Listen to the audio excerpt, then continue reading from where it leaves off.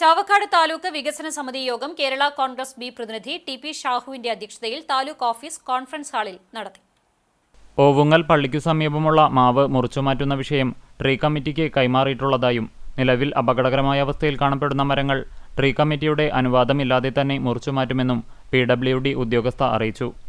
Pavaratty saint Joseph സ്കൂളിന് മുൻവശത്തെ വെള്ളക്കെട്ട് അടിയന്തരമായി പരിഹരിക്കണമെന്ന് തോമസ് ചിറമൽ ആവശ്യപ്പെട്ടു.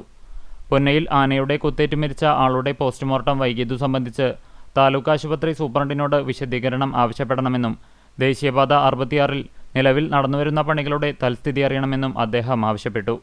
പ്രകൃതിക്ഷോഭമുണ്ടാകുന്ന സാഹചര്യങ്ങളിൽ മുഴുവൻ സമയവും പണിയെടുക്കുന്ന KSEB റവന്യൂ വകുപ്പുകളിൽ ഉദ്യോഗസ്ഥരുടെ അപര്യാപ്തതയുണ്ടെന്ന് NCP പ്രതിനിധി ഷംസുദ്ദീൻ ചൂണ്ടിക്കാട്ടി. മണത്തല പള്ളിത്താടം റോഡിൽ സ്ലാബ് അപകടകരമായ സ്ഥിതിയിൽ കാണപ്പെടുന്നുണ്ടെന്ന് യോഗത്തിന്റെ അധ്യക്ഷൻ ഷാഹു അറിയിച്ചു.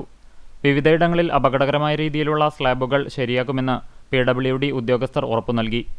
സ്കൂളുകൾ പുനരാരംഭിച്ച സാഹചര്യത്തിൽ സ്വകാര്യ ബസ്സുകളിൽ ഡ്രൈവർമാർ ലഹരി ഉപയോഗിച്ച് വാഹനം ഓടിക്കുന്നുണ്ടോ എന്ന് പരിശോധിച്ച് അടുത്ത യോഗത്തിൽ സമർപ്പിക്കണമെന്ന് മോട്ടോർ വാഹന വകുപ്പിനോട് ആവശ്യപ്പെട്ടു.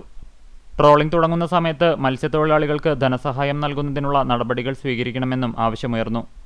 നിലവിൽ സൗജന്യ റേഷൻ നൽകി വരുന്നുണ്ടെന്ന് ഫിഷറീസ് ഉദ്യോഗസ്ഥർ അറിയിച്ചു. ട്രോളിംഗ് തുടങ്ങിയ സാഹചര്യത്തിൽ മാർക്കറ്റിൽ ലഭ്യമാകുന്ന മത്സ്യം പരിശോധനയ്ക്ക് വിധേയമാക്കി റിപ്പോർട്ട് അടിയന്തരമായി സമർപ്പിക്കുവാൻ ഫുഡ് ആൻഡ് സേഫ്റ്റി അധികൃതർക്ക് കത്തു നൽകുമെന്നും അറിയിച്ചു. ഡെപ്യൂട്ടി തഹസിൽദാർ ദീപ സ്വാഗതം പറഞ്ഞു. വിവിധ രാഷ്ട്രീയ പാർട്ടി പ്രതിനിധികളും വകുപ്പുതല ഉദ്യോഗസ്ഥരും യോഗത്തിൽ പങ്കെടുത്തു.